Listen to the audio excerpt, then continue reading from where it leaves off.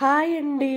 మా ఆయన మా పిల్లలు ఆకలేస్తుంది, ఈవినింగ్ ఏదైనా స్నాక్స్ చేయమని అడిగినారండి. నేను ఏముందా అని ఆలోచిస్తా, ఇంట్లో దోసపిండి ఉంది కదా, వాటితో నేను వంటలు చేసినానండి. కొద్దిగా దోసపిండి తీసుకున్నానండి. కొద్దిగా దోసపిండి తీసుకుని అందులో 1 కప్పు శనగపిండి తీసుకున్నానండి. శనగపిండి తీసుకున్నాక కొద్దిగా ఒక స్పూను సాల్ట్ వేసినానండి. అలాగే కొద్దిగా వంట సోడా కూడా వేసుకోవాలండి. నేను అలాగే ఒక జీలకర్ర కూడా వేసినానండి, 1 స్పూను. అలాగే ఇప్పుడు చూడండి వంట సోడా కూడా వేసుకుంటాను. ఇప్పుడు మనం సన్నగా కట్ చేసుకుని ఒక 4-5 పచ్చిమిర్చి వేసుకుందామండి. ఇప్పుడు ఆనియన్ 2 కట్ చేసుకుందామండి. అట్లా సన్నగా కట్ చేసుకుందామండి. సన్నగా ఇవన్నీ కట్ చేసుకున్నాక పిండి బాగా కలుపుకుందామండి. ఇట్లా పిండి బాగా కలుపుకున్నాక వాటర్ కూడా వేయొద్దండి, ఎందుకంటే దోశ పిండినే కాస్త ఉంటుందండి ఎక్కువగా. నేను అంత మరీ గట్టిగా ఉండకన్నా కొంచెం అనుగ్గా ఉంటుందండి. చాలండి, ఆ నీళ్ళు కూడా పోయొద్దు. నేనైతే నీళ్ళు పోయలేదు. ఇప్పుడు లాస్ట్లో కొద్దిగా కొత్తిమీర వేసుకుందామండి. కొత్తిమీర వేసుకున్నాక మళ్ళీ బాగా కలుపుకుందామండి. ఇట్లా పిండి బాగా కలుపుకున్నాక ఇప్పుడు మనం స్టవ్ మీద ఒక గోళం పెట్టి నూనె వేసుకుందామండి. నూనె కొద్దిగా వేసుకొని నూనె అనేది బాగా వేడెక్కాలండి. వేడెక్కిన తర్వాత మనము ఇవి వేసుకోవాలి, పునుగులు అండి. నూనె అయితే బాగా వేడెక్కాలండి. ముందు షాంపిల్గా కొద్దిగా వేసి చూసుకుందామండి, నూనె కాగిందో లేదో తెలుస్తుంది. చూడండి, ఇప్పుడు నూనె అయితే కాగింది. ఇప్పుడు నేనైతే ఎన్ని వంటలు వేసుకుంటానండి. ఇలా వంటలు వేసుకున్నాక బాగా మనం ఎన్ని పడితే అన్ని వేసుకోవచ్చండి. ఆ నూనె ఎంత ఉంటే అంతవరకు వేసుకోవచ్చు. అలా వేసుకున్నాం కదండి. ఇప్పుడు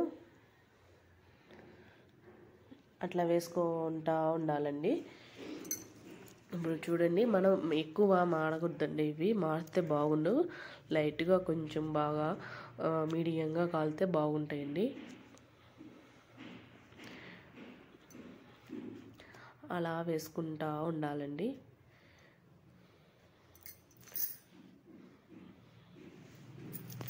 చూడండి, అలా వేసుకుంటూ ఉంటే నేను ఒక్కదానే చేసినానండి. నాకంటే ఎవరు సపోర్ట్ చేయలేదు.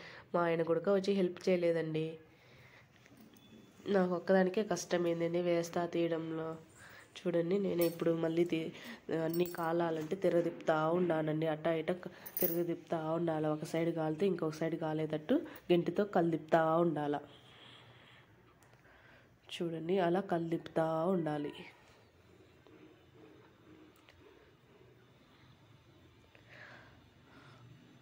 చూడండి ఎంత బాగా కాలుతున్నా.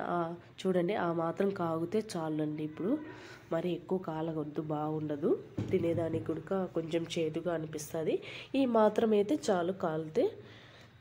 చూడండి, నాకైతే కాలినట్టున్నాయి. నేను తీస్తూ ఉంటాను.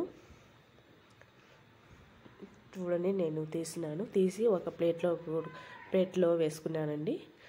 ఎందుకంటే ప్లేట్లో కొద్దిగా టిష్యూ పేపర్ కూడా వేసుకోవాలండి. ఎందుకంటే గిన్నెకంతా నూనె అంతా అవుతుందండి, జిడ్డుగా ఉంటుంది, బాగుండదండి. టిష్యూ పేపర్లు వేసి దానిపైన ఇవి వేసుకున్నానండి వంటలు. చూడండి ఎంత బాగున్నాయో. మీరు కూడా నచ్చినట్లయితే మీరు కూడా ఇలా చేసుకోండి. నా ఛానల్ కనుక నచ్చినట్లయితే లైక్ చేయండి, సబ్స్క్రైబ్ చేయండి. మీరు ఎప్పుడు నాకు సపోర్ట్గా ఉండాలండి. Bye bye.